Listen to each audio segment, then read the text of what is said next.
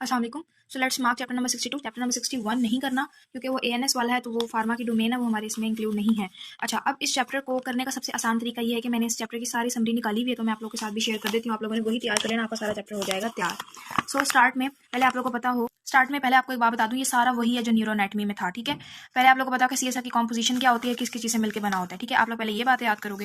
उसके बाद आपने साइट ऑफ सिक्रीशन याद करना है कि 3 हमारे पास होते हैं, और ये बात याद रखना है कि हर वेंट्रिकल का अलग करोइड प्लेक्सिस होता है। फिर आपने सर्कुलेशन ऑफ सीएसएफ याद करनी है, एमसीक्यू में पूछ लेते हैं। फिर इसकी अब्जॉर्प्शन कैसे होती है, एमसीक्यू में पूछते हैं। फंक्शन इसके क्या क्या होते हैं, ये भी हमारे पास अगेन एमसीक्यू में पूछ लेते हैं।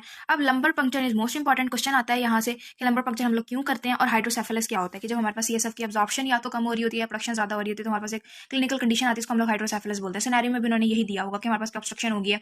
अच्छा, हाइड्रोसेफेलस की 2 टाइप्स होती है, कम्युनिकेटिंग एंड नॉन कम्युनिकेटिंग। अब आप ये भी याद रखना, जो नॉन कम्युनिकेटिंग होता है उसको ऑब्स्ट्रक्टिव कहते हैं, और जो कम्युनिकेटिंग होता है उसको नॉन ऑब्स्ट्रक्टिव कहते हैं। तो इसके टाइप्स का भी एमसीक्यू आ जाता है। वो पूछते हैं, कंडीशन दी हुई होगी, डायग्नोस करो, फिर लिखा होगा the types of the disease. फिर आप लोगों ने ये 2 टाइप्स लिखनी होती है, और पूछ लेते हैं कि किस वजह से ये हो रहा है, इसकी कॉजेज वगैरह पूछ लेते हैं, या इसकी पैथोफिजियोलॉजी पूछ लेते हैं। फिर आपने बताना होता है कि कोई ऑब्स्ट्रक्शन चल रही है। जब आप लोग ये सारी चीजें कर लोगे ना, चैप्टर के अंदर कुछ भी नहीं रहता, बस एक दफा आप लोग रीड कर लेना। जैसे यहाँ पे पेनिट्रेटिंग आर्टरीज का बताया हुआ है, और यहाँ पे विर्चूज रॉबिन स्पेस का बताया हुआ है, इसको दफा रीड कर लेना। रेगुलेशन सेरिब्रो ब्लड फ्लूइड, इसको बस एक दफा रीड करना है इस पूरे चैप्टर को, क्योंकि मैंने सारी समरी आप लोग को लिखवा दी है।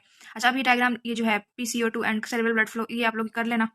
मे बी वो कभी ऐसी क्यों में दे दें। इसके जो ग्राफ्स है ना, इस चैप्टर में जो ग्राफ दिए हैं, ये 2 ग्राफ दिए हैं, ये आप दोनों ग्राफ कर लीजिएगा तैयार। सेरिब्रल माइक्रो सर्कुलेशन, ये वही है कि सर्कुलेशन किस तरीके से होती है। सेरिब्रल स्पाइनल फ्लूइड, ये cerebral stroke occurs when cerebral, इसको एक दफा रीड कर लेना। ठीक है, और नेक्स्ट है हमारे पास ये मेनिंजाइटिस। मेनिंजाइटिस का भी सिनेरियो इसी तरीके से आता है कि या तो वो देंगे हमारे पास नेक रिजिडिटी, फिट्स, फीवर, कन्वलियन और स्टिफनेस। अच्छा, मेनिंजाइटिस का डायग्नोस करने का, यानी जो सिनेरियो पकड़ने का जो मेन पॉइंट होता है, वो नेक स्टिफनेस देते हैं। ठीक है, जब नेक स्टिफनेस देंगे तो आप लोग पूछेंगे कि आप लोग क्या इन्वेस्टिगेशन कराओगे, तो आपने सीएसएफ एग्जामिनेशन करानी होती है मेनिंजाइटिस में। ये बात आप लोगों ने याद रखनी है, क्योंकि ये एमसीक्यूज में आता है।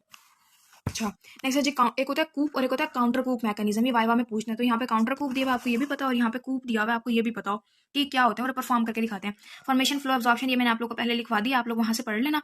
ठीक है, आपको अंदर से इंशाल्लाह पढ़ने की जरूरत नहीं पड़ेगी, तो ज्यादा ध्यान देने की जरूरत नहीं पड़ेगी। डायग्राम्स देखोगे अच्छी से समझ आएगी। फिर आगे नेक्स्ट वही वो देता है हमारे पास, ये लिम्फेटिक फंक्शन दे देता है, इसको स्किप करो। इसके बाद यहाँ पे आ जाओ, देखो हाइड्रोसेफेलस होता है, ये क्या है हमारे पास, एक कंजेनिटल एब्नॉर्मली है। अच्छा, अब सनसेट साइट क्या होता है, मैं आपको 2-3 बताती हूँ कि इनको आपने डायग्नोस कैसे करना है। सिनेरियो के अंदर ना वो क्या देंगे, सनसेट साइन देंगे आइज का।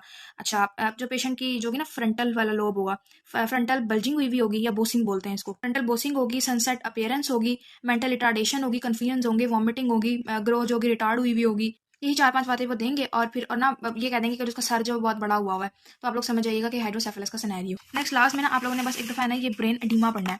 जो हाइड्रोसेफेलस होता है ना, उसका डीडी यानी डिफरेंशियल डायग्नोस, वो ब्रेन एडीमा भी हो सकता है। यानी आपको एक सिनेरियो दे दिया, अब उस सिनेरियो से 2-3 डायग्नोस हो रहे हैं। अब जब 2-3 डायग्नोसिस बन रहे होते हैं, तो बेसिकली उसको बोलते हैं डीडी यानी डिफरेंशियल डायग्नोस।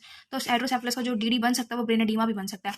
अब सिनेरियो क्या पता वो ब्रेन एडीमा का दे दें, और आप समझोगे हाइड्रोसेफेलस का दिया हुआ है, तो आप लोगों ने क्या करना होता है कि मेन पॉइंट निकालना होता है कि किस वजह से ब्रेन एडीमा बनता है, ये डायग्नोस, और किस वजह से हाइड्रोसेफेलस बनता है। तो आप लोग ये ब्रेन एडीमा यहाँ से पढ़ोगे तो आपका क्लियर हो जाएगा।